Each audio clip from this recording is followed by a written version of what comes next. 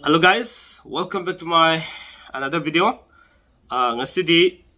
thangchen numit ningna QA gi thoram ani suba tangka lokasage ngarang irai numit ta hangbirakhiba chayul kuding gi pangthok jagadaba irai numit ta hangbirakpa wahang to thangchen numit ta sum sandoksa ba haitare adom na hangbirakko wahang ado PKSNL na khumjaba paukum haitare Q&A gi thoram ani suba tangka myam da kudol tamjage ngarang hangbirakhiba wahang sing ado kana na kari wahang hangbirakhi amasung mayam punamak wahang hangbirahu daba singsu khangminabu yaba kari wahang sing yauri kari paukum lei habido miyeng taraga khangminaragani loinana hariba QA gi thoramasi chayol khudingi oina thangje numit khudingi thamjagani tawbatabu masi ahanbu oibagi na asum adi nauribanina khara toina mayam khangajadaba yade aduna maram oraga ngasi jomuk thamjage irai numit khudingi ayukki pung Charuk-tagina nungchilgi pung ama fawbada hangbirakpa wahangsing ado lokasare haraga mayam ado hangbirakpa matamda masagi ming leifam loina hapirakadabani ming leifam hapiraktabasingde adom ikoina hariba wahangsing ado ikoina amu lokasaroi aduna mayamna khangbiningbा aina masi karigi thamjarino habi taragadi mayamna aingona hangbirebu whatsapp ta hangbirakpa wahangsing automatic yamna yamgre hetare aduna ai matam sana mayamdugi reply piduna leiba ngamjadi aduna aina reply pihogdabasingdo hairiba numit asida aitsumna matam am thamjarakansida mayamna hangbirakpa wahangsing ado aina lokasaraga paukum kummagi tanjado masi thambana punamakki hena koi khangminabagi tanjado hena fangadra khanjaduna hairiba thoromasi thangje numit khudingi thamjabane hatare ado hangbirakpa wahangna irai numit ta hangbiraga adugi wahangsing doini lokasaraga mo record lawjaraga thangje numit ta sandoksagadabani kaubiraga no hapta khudingi na sayul khudingi na irai numit ki ayuki pung taruk tengna nungthilgi pung ama fawda wahang hangbirakadabani wahang hangbirakpa matamda isagi ming leipam marik chumna hapirakadabani hatare adu ngasigi ani suba tangka Q&A gi thoramasi kana na wahang hangbirakpa amasung kari wahang aikoi koi ma khangminabu yabage adu wahang sing ado pathokjarage miyeng taminarasiko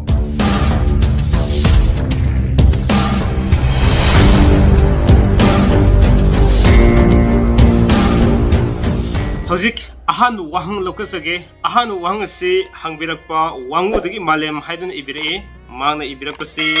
malem jinupini ko dada aigi thagi lei 2008 ki ingel ki taratare ni panba irai numit ki tang kungi ayuk ki pung taretagi nipan fawbagi manungda ahanba lakpane masigi fall amukta yengbiu mina fattaba yawe hai mal hangbireba malem wangudagi haina sumna hangbire wangudagi malem na hangbireba ahanba lokasariba wahang asigi paukum ai kumjarake aikoni yengbu matamda mamangdu saina thamjagre thagi ahanba ritu lakpagi fall asi tongan bu loina lei kari de lei hai matamda aikoina numiti yengani aduga thadasu yengani thabanasu yengani hatare ahum si yengbadi nakhatra hena thawam saktu si yengbu yab lei aduti ka hena aikoina yengdraga su yare hariba mapungmoina ahum sida aikoina ahum sigi lei fall sida karigumba phattaba ani sograba afaba ama leraba adodi phattaba fall kra legini aduga afaba ani suraba aduga phattaba ama leraba afaba fall legini aduna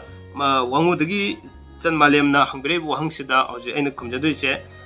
yengse irai numit ki fall na karino aduga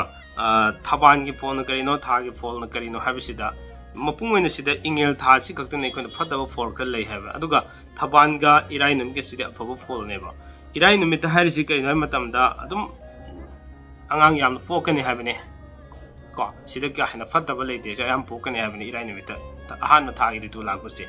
aduga tara ni pan masidana mawa mapuroi baga chana sinana nuksinana leimina geni haibane aduga ngasai gi ingen thasidadi masa sigan geni haibane adu chayam pokani masa sigan majidi aikoina sigado masa sidi koina punsini kopagi lambi mem leire hatare sibu khangobu taragadi aduna afaba ani lei aduga phattaba amakak yawbne aduna kaina phattaba singdi afaba singi habasi chan malem na thamjage amasung viewers singda hariba paukumasi mamutani koi khaminasi leiriba fall asi ahum yang matamda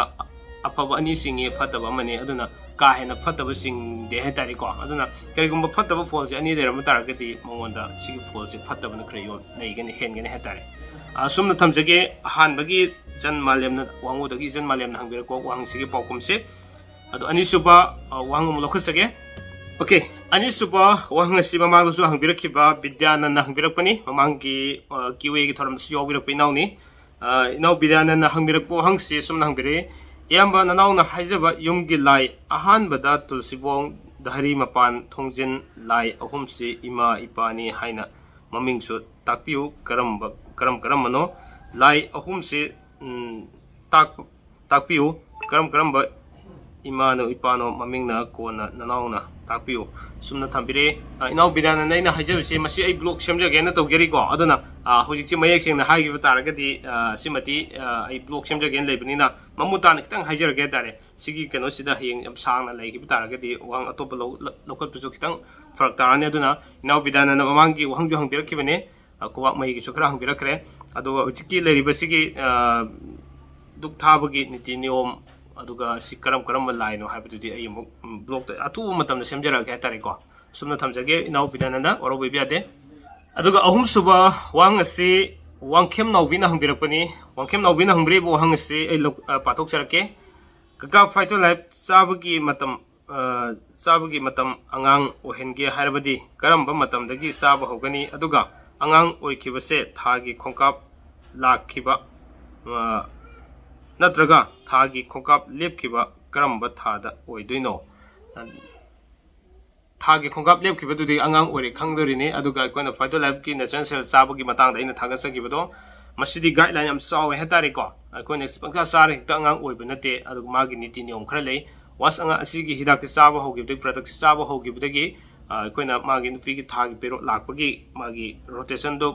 Nimit क्यानि gap लेरि हाबे मतम हम येंगनी yang matung jida adugi changes labor yenge har kanjeda yarani have matam mai koni yengje gadobne matam si kitang calculation khra sangi hatare adudi koine sigi product si saba hobira kanda am saringi manung sida hek saba go oine have lete adugi saba hobusi jo anytime hobi yai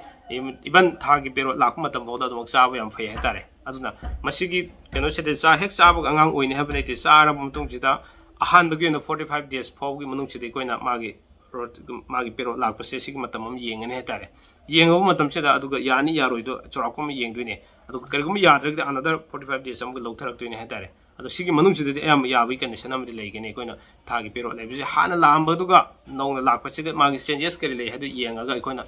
sigi angang sema yarani yaroido matam kuin angang yorom da bukya yorisi sumne yengadam ne hatare kanagum garan sigi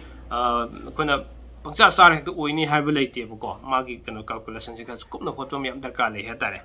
sumna tamjage wangkem naubi ko wangkem naubi gi hangbire wangchem noaje mathangi wang lokasage mathangi wang asi lakshmi moirang dagi lakshmi na hangbire po hangni kaka igi ming na lakshmi leifam na moirang dagi ni kaka gi channel yengbada yamna nuai aisu amuk aigi so amuk de yengbiro nupana kanya nupina dhanu sibu sanabro kaka amukta haibiro haibira ledi am nungai jagani soidana buki haijara aina dum haijara gani habidi wang singrang hangbira banina matam sana hangbira banina QA da thamjara ge dona reply pije da bani ngasi hojik pijara ge ichan lakshmi moirang dagi na hangbiri wang se ta sengna hargadi hojik nupana kanya nupina dhanu habini masi rasi yam pakna boy du rasi khak pakna basi yengba yade khwaidi maru odi mapok nami su pakna bu yenga da bani ko mapok nami su pakna ri pakna da bu yenga da khwaidi maru ori budi mapok nami tuni aduna rasi gi ni yam sanare yam paknare hatari ko adu mapok nami sum ding yengbiyo khangbiyo aina hana blog system da krabna hatari duna sumna thamjage jan lakshmi gi wangsi ko rasi ga hangbira bani na numitudi haibirakdrabani na numitudi khangdrabani haibi yadre adu numitu jon haibiragadi yam paknare natraga sitoi habido mapung pana haibi yabani asumna thamjage jan lakshmi ko wang hangbirak pam nungai aduga channel sibu yengbade am nungai na takpirapu so aigi maike de jo channel sig maike de jo hainengai letin jan ba thaga so phongdok jere habsi thamjage mathangi wang lokosage mathangi wang asi lamsang degi sana na hangbirak pani magsi photo ni keni loina na thabire sumna hangbire sari pa pambi ase masigi pambi se aina phajai ana polythene amada thajan mane masi cactus singbra थाबदा कई कायबे लेबगे मसी लेजिमकि cactus की सरक पोदि सिंगे अदुमपो कोइना युमग याम कना नकनरगदि अदुमक थाबेरो no सिदि को अदु खर लापथोक अदुमक थाबदि किसु कायदे हारिबा पाम्बि सिमक्ति को ꯁꯨꯝꯅ ꯊꯝꯖꯒꯦ ꯏꯅꯥꯎ ꯂꯝꯁꯥꯡꯗꯒꯤ ꯁꯅꯥꯅ ꯍꯪꯕꯤꯔꯛꯄꯁꯦ ꯋꯥꯍꯪ ꯍꯪꯕꯤꯔꯛꯄ ꯌꯥꯝ ꯅꯨꯡꯉꯥꯏꯖꯩ ꯃꯊꯪꯒꯤ ꯋꯥꯍꯪ ꯑꯃ ꯂꯧꯈꯠꯆꯒꯦ ꯃꯊꯪꯒꯤ ꯋꯥꯍꯪ ꯑꯁꯤꯅ ꯑꯩꯈꯣꯏꯒꯤ ꯑꯁꯦꯝ ꯄꯦꯅꯥꯎ ꯈꯨꯟꯗ꯭ꯔꯥꯛꯄ ꯃꯌꯥꯏ ꯂꯩꯀꯥꯏꯅ ꯍꯪꯕꯤꯔꯛꯄ ꯋꯥꯍꯪꯅꯤ ꯃꯥꯅ ꯍꯪꯕꯤꯔꯛꯏꯕ ꯋꯥꯍꯪꯁꯦ ꯗ ꯑꯩꯒꯤ ꯇꯨꯂꯥ ꯔꯥꯁꯤ ꯑꯩꯒꯤ ꯅꯨꯄꯥꯅ ꯀꯟꯌꯥ ꯁꯦ ꯆꯥꯟꯅꯕ꯭ꯔꯣ ꯑꯗꯨꯒ ꯃꯁꯤꯒꯤ ꯃꯥꯒꯤꯅ ꯊꯔꯁꯗꯦ ꯑꯩꯒꯤꯅ ꯐ꯭ꯔꯥꯏꯗꯦ ꯏꯆꯟ ꯄꯦꯅꯥꯎ ꯑꯁꯦꯝ ꯄꯦꯅꯥꯎ ꯈꯨꯟꯗ꯭ꯔꯥꯛꯄ ꯃꯌꯥꯏ ꯂꯩꯀꯥꯏꯗꯒꯤ ꯍꯪꯕꯤꯔꯛꯏꯕ ꯋꯥꯍꯪꯁꯤ ꯑꯩ ꯈꯨꯝꯖꯒꯦ ꯑꯍꯥꯟꯕꯗ ꯑꯩꯈꯣꯏꯅ ꯌꯦꯡꯗꯣꯏꯁꯤ ꯃꯄꯣꯛ ꯅꯨꯃꯤꯠ ꯌꯦꯡꯁꯤ ꯃꯄꯣꯛ ꯅꯨꯃꯤꯠꯁꯦ ꯊꯔꯁꯗꯦ ꯐ꯭ꯔꯥꯏꯗꯦ ꯍꯥꯏꯕꯅꯤ ꯅꯨꯄꯥꯒꯤ ꯊꯔꯁꯗꯦ ꯅꯨꯄꯤꯒꯤ ꯐ꯭ꯔꯥꯏꯗꯦ ꯍꯥꯏꯕꯁꯤ ꯁꯐꯨ ꯋꯥꯟ ꯇꯥꯏ ꯌꯥꯝꯅ ꯐꯕ ꯑꯣꯏ ꯕꯠ ꯇꯧꯕꯇꯕꯨ ꯑꯩꯈꯣꯏꯒꯤ ꯔꯥꯁꯤ ꯑꯃꯗꯤ ꯈꯤꯇꯪ ꯆꯥꯟꯅꯕ ꯐꯠꯇꯦ ꯆꯥꯟꯅꯕ ꯑꯣꯏꯗꯦ ꯕꯠ ꯇꯧꯕꯇꯕꯨ ꯃꯄꯣꯛ ꯅꯨꯃꯤꯠ ꯃꯥꯟꯅꯕꯅꯤꯅ ꯑꯐꯕꯗ ꯑꯃꯨꯛ ꯆꯤꯡꯉꯤ ꯍꯥꯏꯇꯥꯔꯦ ꯑꯗꯨ ꯀꯔꯤꯒꯨꯝꯕ ꯀꯥꯟꯗ ꯋꯥꯔꯤ ꯋꯥꯇꯥꯏ ꯁꯥꯟꯅꯕ ꯃꯇꯝꯗ ꯈꯔ ꯁꯨꯝ ꯑꯉꯝ ꯇꯥꯟꯅꯕ ꯈꯔ ꯃꯣꯠ ꯃꯥꯟꯅꯗꯕ ꯈꯔ ꯁꯨꯝ ꯂꯩꯒꯅꯤ ꯍꯥꯏꯇꯥꯔꯦ ꯁꯨꯝꯅ ꯂꯩ ꯃꯊꯪꯒꯤ ꯋꯥꯍꯪ ꯑꯁꯤꯅ ꯆꯥꯎꯕꯅ ꯍꯪꯕꯤꯔꯛꯄ ꯋꯥꯍꯪꯅꯤ ꯂꯩꯐꯝꯗꯤ ꯍꯥꯏꯕꯤꯔꯛꯇ꯭ꯔꯕ ꯃꯥꯜꯂꯦ ꯆꯥꯎꯕꯁꯦ ꯕ꯭ꯔꯤꯁꯅ ꯅꯨꯄꯥꯒꯤ ꯑꯗꯨꯒ ꯅꯨꯄꯤꯒꯤꯅ ꯇꯨꯂꯥ ꯃꯄꯣꯛ ꯅꯨꯃꯤꯠ ꯑꯗꯨꯒ ꯅꯨꯄꯥꯒꯤꯅ ꯇꯨꯏꯁꯗꯦ ꯅꯨꯄꯤꯒꯤꯅ ꯃꯟꯗꯦ ꯁꯨꯝꯅ ꯊꯝꯕꯤꯔꯛꯏ ꯃꯃꯤꯡꯅ ꯍꯩꯉꯥꯡꯗꯒꯤ ꯍꯥꯏꯕꯤꯔꯛꯑꯦ ꯍꯩꯉꯥꯡꯗꯒꯤ ꯆꯥꯎꯕꯅ ꯍꯪꯕꯤꯔꯛꯄ ꯋꯥꯍꯪꯅꯤ ꯏꯆꯟ ꯆꯥꯎꯕꯅ ꯍꯪꯕꯤꯔꯛꯏ ꯋꯥꯍꯪꯁꯤꯒꯤ ꯄꯥꯎꯈꯨꯝꯁꯨ ꯑꯗꯨꯝ ꯈꯨꯝꯖꯒꯦ ꯏꯆꯟ ꯆꯥꯎꯕꯒꯤꯁꯤꯅ ꯀꯔꯝꯍꯥꯏꯅ ꯇꯧꯒꯦ ꯍꯥꯏꯔꯒ ꯃꯄꯣꯛ ꯅꯨꯃꯤꯠꯁꯦ ꯅꯨꯄꯥꯒꯤ나 ꯇꯨꯏꯁꯗꯦ ꯅꯨꯄꯤꯒꯤꯅ ꯃꯟꯗꯦ ꯍꯥꯏꯕꯅꯦ ꯁꯨꯝ ꯊꯤꯔꯛꯄ ꯃꯇꯝꯗ ꯈꯥꯕꯩ ꯇꯥꯏ ꯈꯤꯇꯪ ꯆꯥꯟꯅꯕ ꯑꯣꯏꯗꯦꯕ ꯇꯧꯕꯗ ꯃꯁꯤꯃꯛ ꯆꯥꯟꯅꯗꯦ ꯍꯥꯏꯔꯒꯁꯨ ꯔꯥꯁꯤꯗꯗꯤ ꯌꯥꯝ ꯄꯛꯅꯕꯅꯤꯅ ꯔꯥꯁꯤꯗꯁꯨ ꯃꯌꯥꯏ ꯑꯣꯏꯅ ꯄꯛꯅꯕ ꯑꯣꯏꯀꯣ ꯌꯥꯝ ꯀꯟꯅ ꯄꯛꯅꯕꯗꯤ ꯅꯠꯇꯦ ꯑꯗꯨꯅ ꯌꯥꯝ ꯀꯟꯅ ꯐꯠꯇꯕ ꯐꯣꯜ ꯂꯩꯇꯦ ꯃꯉꯣꯟꯗ ꯑꯗꯨꯒ ꯑꯐꯕꯁꯨ ꯀꯥ ꯍꯦꯟꯅ ꯌꯥꯎꯗꯦ ꯍꯥꯏꯇꯥꯔꯦ ꯃꯌꯥꯏ ꯑꯣꯏꯅ ꯑꯗꯨꯝ ꯂꯩ ꯍꯥꯏꯇꯥꯔꯦꯀꯣ ꯆꯨꯝꯅ ꯊꯝꯖꯒꯦ ꯑꯗꯨꯅ ꯍꯥꯏꯗꯤ ꯔꯥꯁꯤꯗꯁꯨ ꯌꯥꯝ ꯀꯟꯅ ꯄꯛꯅꯕ ꯑꯣꯏꯗꯦ ꯑꯗꯨꯒ ꯁꯣꯔꯤ ꯔꯥꯁꯤꯗꯅ ꯃꯌꯥꯏ ꯑꯣꯏꯅ ꯏꯆꯝ ꯆꯝꯅ ꯄꯛꯅꯕ ꯑꯣꯏꯕ ꯍꯥꯏꯇꯥꯔꯦ ꯑꯗꯨꯒ ꯀꯩꯅꯣꯗꯅ ꯃꯄꯣꯛ ꯅꯨꯃꯤꯠꯇꯅ ꯈꯤꯇꯪ ꯄꯛꯅꯕ ꯈꯤꯇꯪ ꯌꯧꯗꯕ ꯍꯥꯏꯇꯥꯔꯦ ꯌꯧꯗꯦ ꯍꯥꯏꯅꯁꯨ ꯌꯥꯝ ꯐꯠꯇꯕ ꯐꯣꯜꯃꯛꯇꯤ ꯂꯩꯕ ꯑꯣꯏꯗꯦ ꯁꯨꯝꯅ ꯊꯝꯖꯒꯦ ꯋꯥꯍꯪ ꯈꯔꯁꯤꯒ ꯂꯣꯏꯅꯅ ꯉꯁꯤꯒꯤꯗꯃꯛꯇꯗꯤ ꯃꯇꯥꯡ ꯑꯁ꯭ꯋꯥꯏꯗ ꯂꯣꯏꯁꯤꯟꯖꯅꯕꯒꯤ ꯇꯥꯟꯖꯥꯗꯣ ꯂꯧꯖꯒꯦ ꯀꯥꯎꯕꯤꯔꯒꯅꯨ ꯃꯊꯪꯒꯤꯏꯔꯥꯏ ꯅꯨꯃꯤꯠꯀꯤ ꯑꯌꯨꯛꯀꯤ ꯄꯨꯡ 6ꯇꯒꯤꯅ ꯅꯨꯡꯊꯤꯜꯒꯤ ꯄꯨꯡ 1 ꯐꯥꯎꯕꯒꯤ ꯃꯅꯨꯡꯗ ꯑꯩꯅ ꯄꯤꯖꯔꯤꯕ ꯅꯝꯕꯔ 9612487412 ꯁꯤꯗ ꯑꯗꯨꯃꯛ ꯑꯩꯒꯤ ꯋꯥꯆꯞꯁꯤꯗ ꯋꯥꯍꯪ ꯍꯪꯕꯤꯔꯛꯑꯣ ꯑꯗꯣꯝꯅ ꯍꯪꯕꯤꯔꯛꯄ ꯋꯥꯍꯪꯁꯤꯡ ꯑꯗꯣ ꯑꯩꯅ ꯂꯧꯈꯠꯆꯔꯦ ꯍꯥꯏꯔꯒ ꯊꯥꯡꯖ ꯅꯨꯃꯤꯠꯇ ꯑꯗꯨꯃꯛ ꯑꯩ ꯃꯌꯥꯝꯗ ꯈꯨꯗꯣꯜ ꯇꯝꯖꯔꯛꯀꯅꯤ ꯑꯗꯨꯅ 이라이 누밋 코딩기 항비럭 보항 당지 누밋 럭쿠서바 Q&A기 ngasi기 아니수바 tangkak asi matang asai de tension jage mayamna wang hangbirakhiba amasung hangba nangmi hogdaba singjo matang hangbiro amasung hangbirakhiba sing khwai khuni makso amadi miyeng tabiri sing khwai khuni mak so channel asigi market gi ngamkai letena thagasa phongdok seri ai wafam ji thamjaraga punamakpo kaina nabya thang ni jage pinabirasi kanglai pakna yai fare